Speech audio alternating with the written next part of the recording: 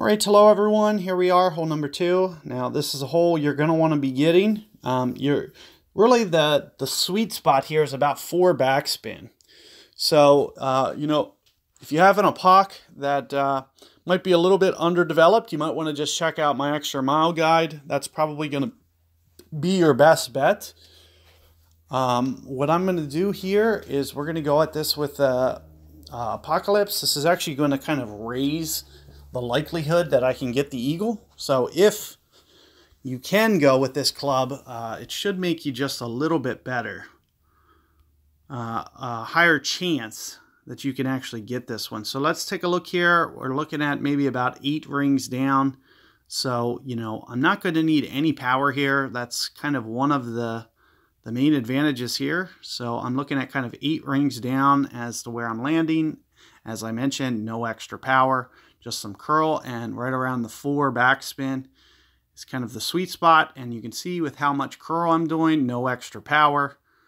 It should be a relatively straightforward, easy shot with an epoch. It looks like I might have just needed just a little bit more curl. Actually, another thing is it looks like to me that I landed 2 left on this island. So, it looked like I put 5 rings in the rough. I should have probably put 6. So do pay attention to that because I kind of got out of position there. Since I'm going first, I'll probably just show you guys this bunker shot, but you do want to avoid those mistakes. And do check out my extra mile shot because I did manage to keep it out of the bunker.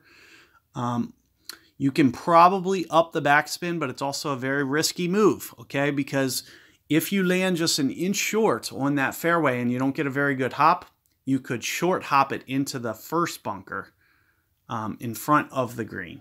So you do want to, kind of play it the way that I just did. The only thing that you might want to do is just land a little bit more right on the island. I tried to land a little bit too much centered. That was my own mistake, but it's something that I can learn from. It's only Monday, so I'm just trying to, kind of get a feel for where I want to be. And, we can learn from there. So what you'd usually see me do here is kind of roll it on as short as I can. However, I do have a Malibu on, which is actually going to kind of decrease my hole out percentage here. So I'm going to have to push this up a little bit farther. And it pretty much just comes down to perfect ball. So you can see that no real wind effect here should affect my shot, and you'll see that a grate probably doesn't have the precision to be able to hold that. So, I did just want to show you guys that just so you could see kind of what the pitch looks like from back there.